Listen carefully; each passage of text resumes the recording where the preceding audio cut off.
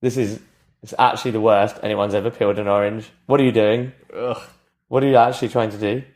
I'm trying to make a sculpture of myself using oranges. Yeah? Oh, but then you want to eat yourself. It's very abstract. Yeah, but if you want to eat yourself, is that what it is? The ultimate act of egotism? No, of catharsis. This is the way to enlightenment, to eat yourself in orange sculpture form. But why an orange? Oh, because it's high in vitamin C. Oh, that makes sense. Yeah. Yeah, and it's acidic enough. It's acidic enough to be jarring, and that you won't to do it again. To be like to continue. No, to make you continue doing it again. Oh wow! Because we said repetition is the path to enlightenment. So how many times? Wait. So how many times have you made this orange sculpture of yourself? I do it every day. You do it? Well, then why are you so bad at peeling it? Because remember last time you said it's so plebeian to learn from your mistakes. So I just repeated the same method each time. We don't make the podcast so that we can learn from it. We make the podcast so that other people can learn from it. No. I listen to the podcast before we go to bed just so I know how to live my day tomorrow. Right? What? You don't do this? Shy, I think you're wiser than you think more than you know. Like, I only listen to this so that... I can't believe you listen to the podcast every... Wait, but do you listen to all 11 episodes every night? Or do you just pick one and then... No, I put it on mute. Oh, you put it on... Well, I don't want to hear too much. Yeah, because the wisdom in what we say lives in the silence. So I just thought, let's just expand the silence for 21 minutes. Yeah, that's really interesting. So why don't we... have the energy of the podcast. But why don't we record a podcast where we're just not speaking for 21 minutes? Because I feel like then it doesn't give people the agency to mute it. Oh, but so I feel like the real catharsis is in the ability to mute our podcast. Also, people feel like they have power and control, that they can actually like silence us, right? Yeah, which nobody ever can do in real life. Like, nobody's ever been able to silence us. And I think that's generally people's greatest. So that's really interesting, though, because do you think they just press silence at the start of the podcast, or do you think that they wait for a point when they really disagree with us and then they're like, mute? But it's nice that they still listen to the reminding... no, but that's the problem. You should silence us when you start to agree with us, not when you disagree with us. Yeah, but what if they agree with us at no point of the podcast? Yeah, well, then you've got to keep listening. It's your own fault. You're subjecting yourself to your own hell by being unopen-minded to our opinion. Well, anyway, wait. This orange is really good, by the way. Is it really? Yeah, it tastes like me. Yeah, but that's exactly why I don't want to eat it. I've tasted you. You taste terrible.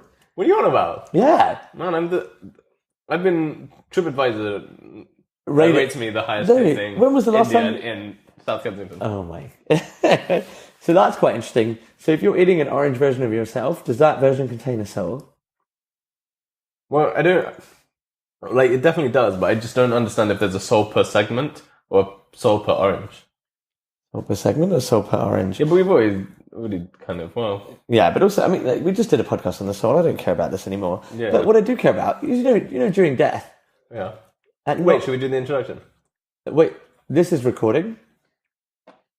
Oh, this is recording. Oh, right. Yeah, no, okay. Sorry. Good evening. Welcome to Karl Marx Does the Washing Up, where we ponder ludicrous metaphysical nonsense in the time it takes to peel an orange, and then rearrange it and sculpt it into yourself. And then eat it. And eat it. Which takes around 21 minutes. Yeah, indeed. I'm Ilyas and Shy. I'm Shy. And what I was saying, before you interrupted me with this nonsense intro, was in the whole death podcast, we didn't at once mention a point whether my grandma could still be alive in some paranormal sort of way.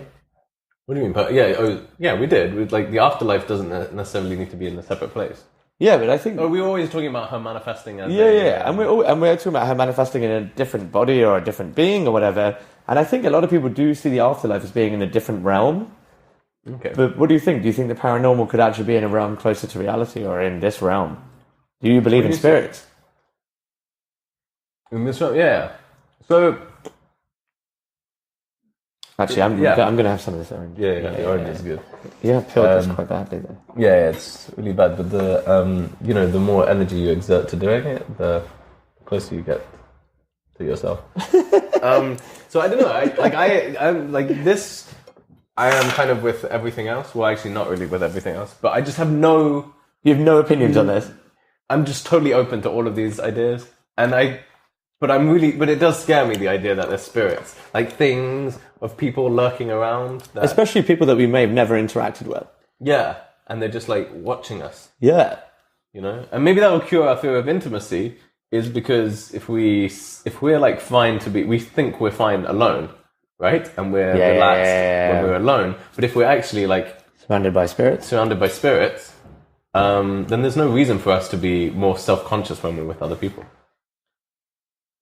Do you have a fear of spirits? Do you have a fear? I don't know Like, if it's it's just from one- watching Ghostbusters. Yeah, but they kill the spirits. Whereas I don't think we would want to kill any spirit that was in our vicinity. Yeah, no, I wouldn't want to kill it, but I think we generally have a fear of like unknown and uncertainty, right? We kind of prefer to be around like a negative person, Than right? a positive, than a benevolent spirit, right? Yeah, but is that because we can turn the negative person into a positive person? No, Is not that because how much everybody we- is as like sociopathic as you, like trying to manipulate everybody into their own like. Yeah, but as in, I'm just saying that I just sculpt oranges into myself. You're fucking sculpting everyone into you. Yeah, but at least I can influence them. I'm saying with this benevolent spirit, I can't influence it. No, you. Who says who? Okay, fine. You can fine. influence I can't. Yeah, okay, fine. Fine. I think I can't influence it. Yeah, that's because you're not sure it exists. You don't even know what you're influencing or how you'd influence it. Yeah, but Well, Yeah. if you can influence a person, why can't you influence a spirit? yeah, but I can't influence a person. So can I influence a spirit? What, you just said you can manipulate the person into yourself. Into Yeah. In theory, in practice, I can't. I just exacerbate people's negative moods. Do you? Yeah. You think I can turn negative mood into positive mood? Yeah, I think you're very good at that. Okay, so why don't we make a motivational podcast? What the hell are we doing making a podcast on the paranormal? There's so many of them. Yeah, there's so many. Yeah. Who are we trying to be? Tony Robbins? Yeah, okay, fine. But wait, so you neither believe or don't believe in spirits. You're just open to all possible interpretations of spirits. Yeah, pretty much. And within that comes, positive spirits, negative spirits. Yeah. Like people putting the mark on you, or all that sort of Asian cultured stuff that we've been exposed to.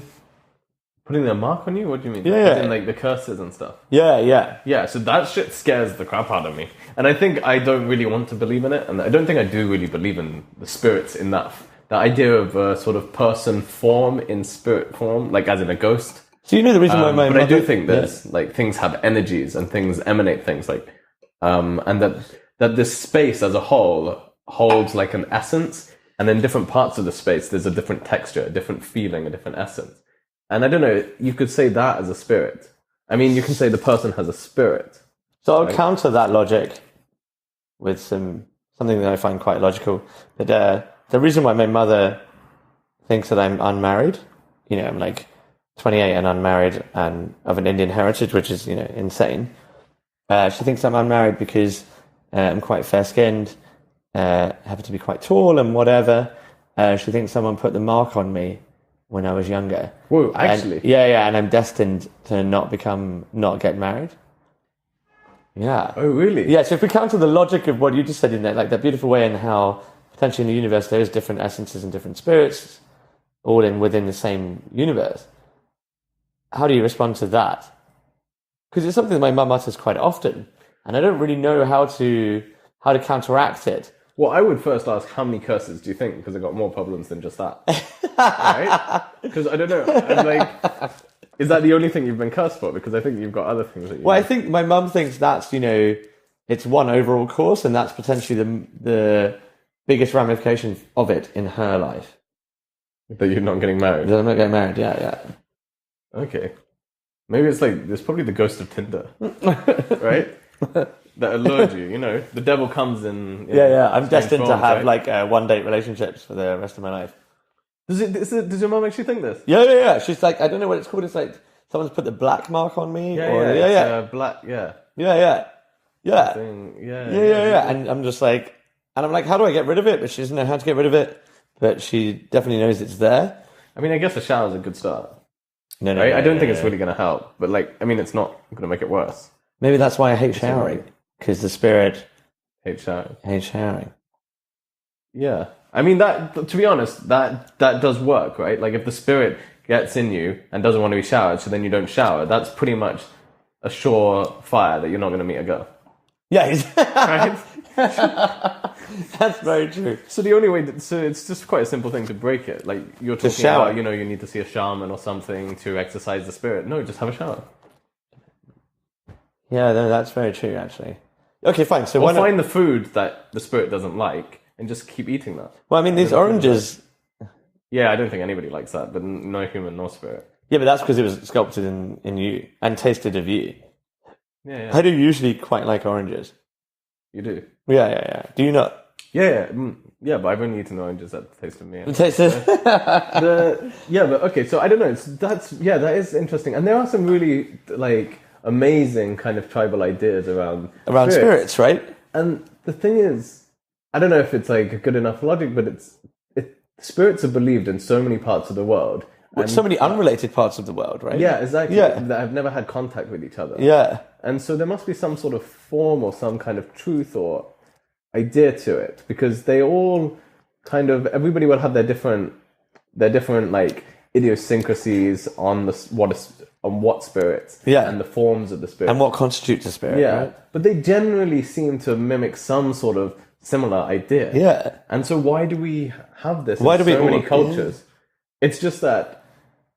I mean, Do you believe that someone has at one point in the history of this world come into contact with a spirit?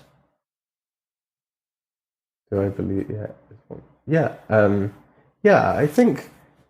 Well, I mean, you hear stories, right? And I've And you still hear stories on this in a modern day world of this happening a lot, right? So I mean, it would be weird to dismiss all of them. Yeah. And But we the thing do is, live- it's an yeah. interesting question that you asked. That do you think one person in the whole history of humanity has experienced it? Because if one person has, then they exist, right? Yeah, exactly. So it's a very simple question, but with huge ramifications. Exactly. So do you think... Like, immediately the answer is yes. Yeah, but then right? it changes your But then whole it changes belief- everything, It right? changes your whole belief system, yeah. Yeah, it's very fascinating. So do you think one person in the history... Yeah, you think yes, right? Yeah, I do. I think yes. And then if we do believe in... And then thus you believe in spirits. Yeah, and I know people who have told me these sort of... Like, they've had first-hand accounts. Have you believed The thing them? is, like, I definitely believe that they believe they saw a spirit. But I also have no reason to doubt that they actually saw one. I have no grounding to doubt that. Yeah, but is that because we're open to everything? Yeah, Someone with a but bit more I don't feel grounding- like... So, like, we always say, like, well, it's not scientific enough or it's not scientifically proven. Well, it just doesn't, mimic what is currently seen as the aesthetics of what is proven in science or what is shown in science, right? Yeah. And just because it can't be proved doesn't mean It doesn't exist. Like, science hasn't said anything to debunk spirits or to Prove spirits. Yeah. Like, there's no evidence for either. Yeah. Really? So I have no reason to Doubt it. it. So the only evidence that we have is, people's anecdotal, stories. right? Anecdotal, yeah, exactly. So But what's can't interesting is that we haven't come into contact with Yeah. spirits. Right? And for people who are so open to everything... But I don't know if we are spiritually open. We're, like, intellectually open to everything, but I don't know how spiritually open we are. We are quite spiritual people, though. We do say, like... We do come into contact with a spiritual power quite often. So, okay, you know what could be what's happening is that maybe we are living in our first life, and the people who have seen spirits Are living in their... in, like, a second life or the third life. You think they're seeing spirits of themselves? No, or maybe spirits of themselves or people that they met in the past life, which was in fact this life, maybe, but on a different, like, realm or different energy. Different plane. Different plane, yeah. So maybe that's what's actually happening. That's why we can't see them. It's because we've never visited. We've never developed that vision because we haven't had the life in which we see in that plane. So what we should do, actually, was just pause right here and say that if anyone has seen a spirit, they should definitely Instagram us or email us their story of what happened, because we'd be really fascinated by that. Right? And if you're willing to, maybe we'll read it next time. Maybe we can shoot a little video where you read it and we explore it. That'd be amazing. Yeah. If anyone's keen to do that, drop us an email or send us an Instagram message. Yeah, it's karlmarxdoeswashingup@gmail.com. Or Karl Marx Does the Washing Up on Instagram.